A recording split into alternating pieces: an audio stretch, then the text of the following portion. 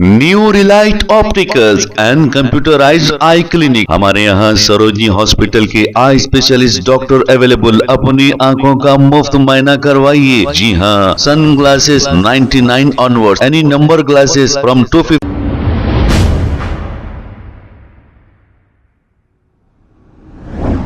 अस्सलाम वालेकुम नाजरीन, 7H न्यूज सच को रखे आपके आगे। सदर मजलिस बैरिस्टर असदुद्दीन अवैसी ने तेलंगाना चीफ मिनिस्टर रेवंत रेड्डी के साथ मिलकर Aramghar x road metro convention में एक प्रोग्राम में शिरकत की है। प्रोग्राम ये था कि all India Muslim personal law board के सदर मौलाना खालिद सैफुल्लाह रहमानी ने एक किताब शेयर की थी और इस किताब के चंद अल्फाज पढ़कर इन्होंने सुनाए थे।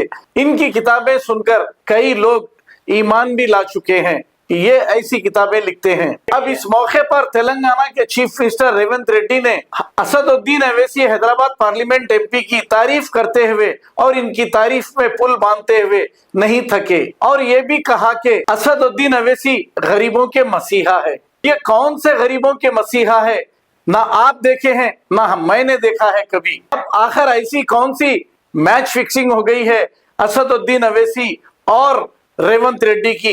इलेक्शन से पहले तो ये आरएसएस का टिल्लू था और इलेक्शन से पहले असदुद्दीन अवैसी ने ये कहा था कि अब कांग्रेस में दम नहीं, अब कांग्रेस आने वाली पार्टी नहीं। लेकिन जैसे ही कांग्रेस आ गई, असदुद्दीन अवैसी साहब इनसे ऐसी दोस्ती कर लिए। अब ये तो बचपने के दोस्त हैं अकबरुद्दीन अवैसी साहब के। अब किस तरह अवाम को नेता और लीडर बेवकूफ बनाते हैं आप देखिए। एक दूसरे को कई बुरी बुरी बातें कर लिए थे, लेकिन अब ये कह रहे हैं कि इनके छोटे भाई के बचपने के ये दोस्त हैं और असदुद्दीन अवैसी साहब भी ऐसा खुश हो रहे हैं रेवंत रेड्डी को देखकर। अब ये बेचारे रेवंत रेड्डी आरएसएस के टिल्लू नहीं, अब हकीकत में देखा जाए तो ये टिल्लू भी नहीं है, असदुद्दीन अवैसी साहब की हाइट के हो गए हैं ये। क्योंकि जब इनसे दोस्ती हो जाती है तो सारे ऐब खत्म हो जाते हैं।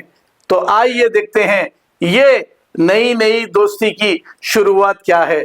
अब वैसे आप अच्छी तरह जानते हैं, जो भी हुकूमत आती है उनके साथ ये पहले तो दुश्मनी रहती है, फिर उसके बाद दोस्त हो जाते हैं। दोस्त हो गए कोई बात नहीं, लेकिन अवाम का क्या फायदा होता है ऐसा हमने तो कभी नहीं देखा। हाँ, इन लोगों का जरूर फायदा होता है। आइए देखते हैं ये रिपोर्ट। आरएसएस का टिल्लू है, बिल्कुल ऐसा ही है। नरसिम्हा राव के हाथ का आरएसएस से आ गया, कांग्रेस का सदर बन गया। मैं उसको आज से नया नाम देता हूं, आरएसएस का टिल्लू। आरएसएस का टिल्लू। अरे आरएसएस के टिल्लू, तुम तो आरएसएस का है रुकेगी। आज से इसका नाम क्या है? टिल्लू। जोर से बोलो, क्या नाम है?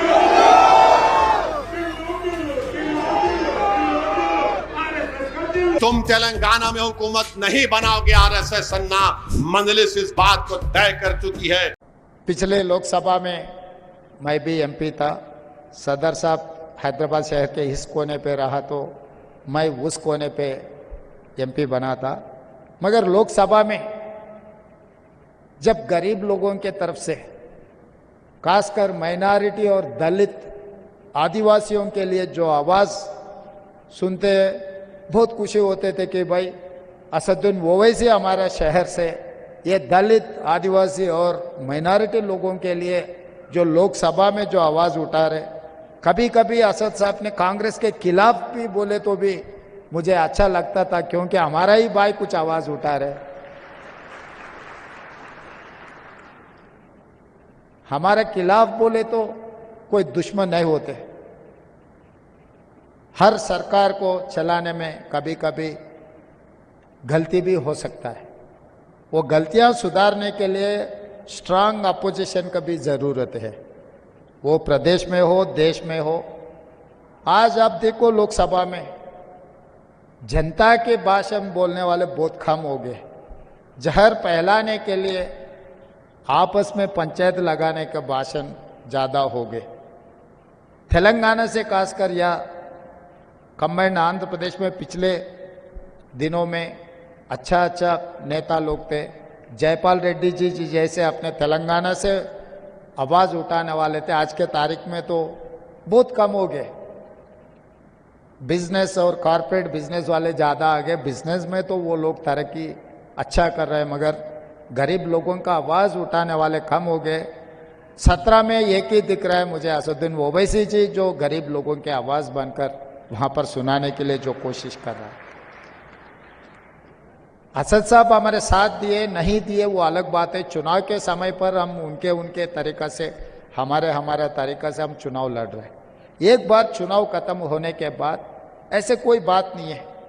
हम सब मिलकर 4 करोड़ तेलंगाना जनता को कुछ अच्छा के लिए, कुछ वेलफेयर के लिए, उन लोग डेवलपमेंट के लिए, हैदराबाद शहर को सुधारने के लिए हम लोग मिलके काम करने का ज़रूरत है। हम अलग अलग बैठकर, अलग अलग सोचकर हम लोग कुछ किए तो इस शहर का नाम खराब हो जाएंगे। इसीलिए मैं एमआईएम पार्टी से पूछकर यह उनके तरफ से कोई सुझाव आए तो भी हम लोग आगे पीछे नहीं कर रहे हैं। ईसा मुंह से रिवर जो बहुत सालों से वो एकदम खराब हो चुका है, उसमें जो शहर के जितना भी कचरा है उसी में आ रहा है। वो सुधारने के लिए हम लोग कोशिश कर रहे हैं। उनका मदद हम मांगे, वो लोग भी आगे आए। और गरीब लोगों को भी, जितने भी गरीब लोग हैं, डबल बेडरूम घर देने के लिए सरकार के तरफ से हम लोग कोशिश कर रहे हैं। उसका भी हम लोग सबका नामा ले रहे। जो गरीब है उन लोगों को सरकार के तरफ से जो मदद मिलना है हम लोग वो काम करने के लिए और कोशिश कर रहे हैं। तो इसीलिए आने वाले चुनाव में भी इस देश में, क्योंकि ये हिंदुस्तान अपना मुल्क है, इसको बचाने का जिम्मेदारी अपना ही है और कोई नहीं आएंगे इस दुनिया को, इस मुल्क को बचाने के लिए। जो जहर फैलाने के लिए, चुनाव जीतने के लिए कुछ कोशिश किए तो कोई गलती नहीं है, मगर चुनाव जीतने के लिए एक जहर फैला के अपने आपस में एकदम फिर कभी मिले नहीं मिले जैसा कुछ कामों करने के लिए जो लोग कोशिश कर रहे हैं, उन लोगों से बच के रहना है।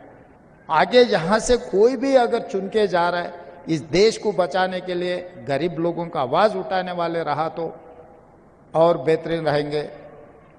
क्योंकि इस मुल्क को बचाने का आज़ादी हमने लड़के ला ली, इस मुल्क को बचाने की जिम्मेदारी भी अपना ही है। तो जैसे मौलाना रहमानी साहब जो प्रॉफिट मोहम्मद रास्ता जो दिखाए, वो रास्ता में गए तो इस मुल्क को बचाने के लिए कोई दिक्कत नहीं है।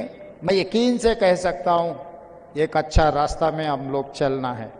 ये अच्छा रास्ता अपने को आगे अच्छे दिन लाएंगे। हम लोग सब मिलकर, सबके साथ हम लोग ये सरकार चलाने के लिए, और यहाँ के पिछले हिस्ट्री भी देखो, 2 बार नायडू जी को जीता है, 2 बार राजशेखर रेड्डी जी को जीता है, 2 बार चंद्रशेखर राव को भी जीता है, 2 बार कांग्रेस के भी सरकार बनाने के उम्मीद है। ये 10 साल हम गरीब लोगों के लिए, गरीब तरक्की के लिए हम लोग कोशिश करेंगे।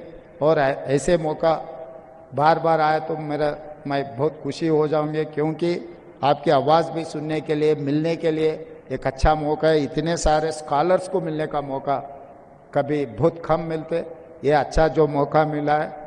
और जो ऑर्गेनाइजर से जो शामिल हुए बड़े नेता लोग, बहुत सारे जाने माने बड़े बड़े लोग हैं। हम ऐसी किस्मत है कि हम मंच पे बैठे हुआ है, मगर मंच के नीचे जो लोग हैं हमारे से कोई कम नहीं है, हमारे से भी बहुत एक्सपीरियंस और दुनिया के लिए जो काम कर रहे हैं, सबको मैं शुक्रिया अदा करते हुए यहाँ छुट्टी लेता हूँ। धन्यवाद मित्रों। New Relight opticals and computerised I clinic. हमारे यहाँ सरोजनी हॉस्पिटल के आई स्पेशलिस्ट डॉक्टर अवेलेबल। अपनी आंखों का मुफ्त मायना करवाइए। जी हाँ, sunglasses 99 onward, any number glasses from 250 onward, contact lenses any colour ₹99 onward. जो हजरात 60 साल की उम्र से ज्यादा है, हज और उम्रा जाना चाहते हैं, उनके लिए बिल्कुल free number glasses, free home delivery और free eye checkup. New relight optical, Talab Katta, main road, opposite to Baba Bahauddin Dargah. Mobile 9848392127। खबर है शहर की, खबर है गाँव की, खबर है सारी दुनिया की। 7H न्यूज पसंद आए तो लाइक कीजिए, शेयर कीजिए और सब्सक्राइब करना ना भूलें। 7H news.